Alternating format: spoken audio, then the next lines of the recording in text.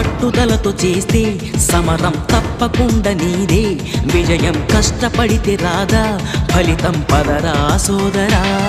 నీ ధైర్యం తోడై ఉండగా ఏ సాయం కోసం చూడక, నీ ధ్యేయం చూపే మార్గంలో పోరా సూటిగా.